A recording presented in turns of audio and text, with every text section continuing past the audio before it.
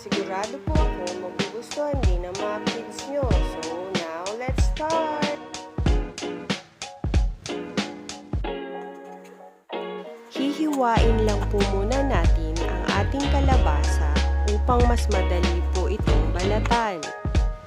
Disclaimer lang po, hindi po ako nag-aral ng culinary arts, so wag po tayo mag-expect ng bongga, okay?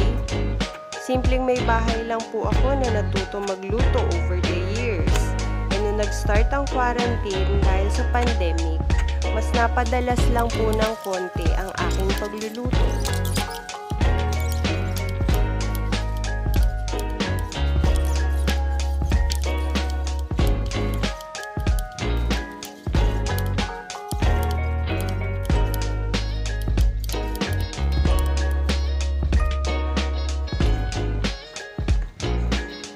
Hihiwain po natin ng mas maliit ang ating nabalatang kalabasa upang mas mabilis po itong palambutin at durugin.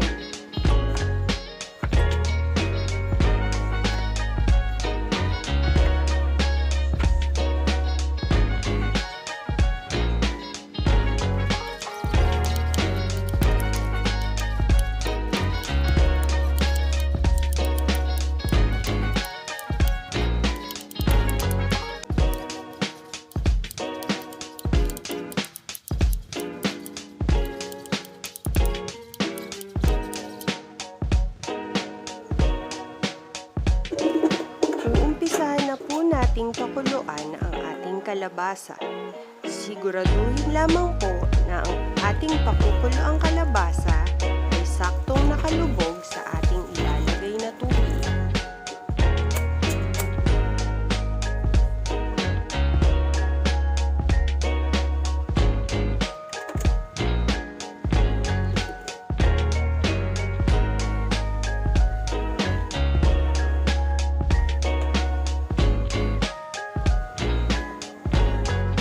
Maaari po tayong gumamit ng blender or food processor upang mas mapabilis ang pagdurog ng ating napakuloang kalabasa, pero mas ninais ko pong pahirapan na lang ang aking sarili.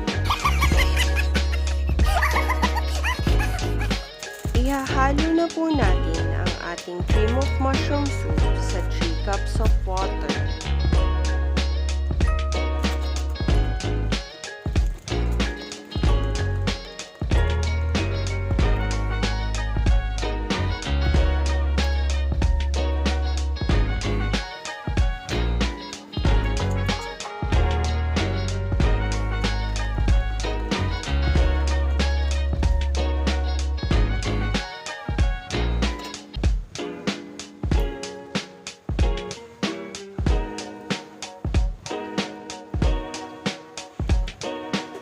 Sa inyo pong palagay ay ayos na ang pagkakadurog ng ating kalabasa, maaari na po nating ibuhos ang ating cream of mushroom soup at Nestle all-purpose cream.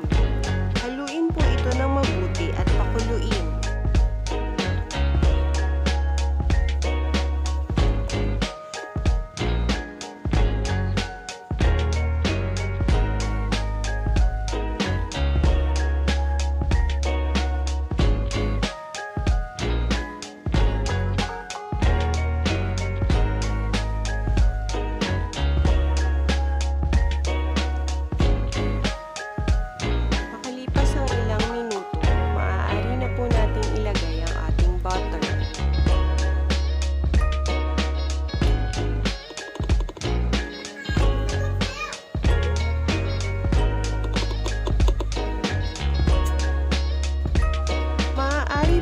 Maglagay ng kaunting asin o kaya naman maliit na parte ng broth cube o kaya naman po pwede rin keso, depende po ito sa inyong panlasa.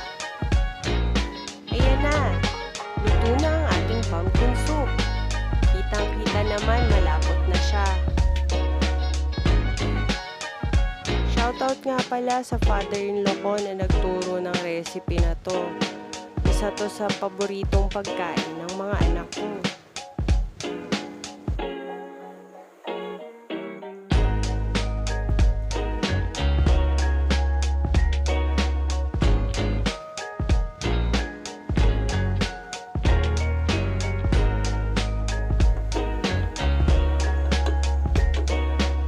Happy eating everyone! Enjoy!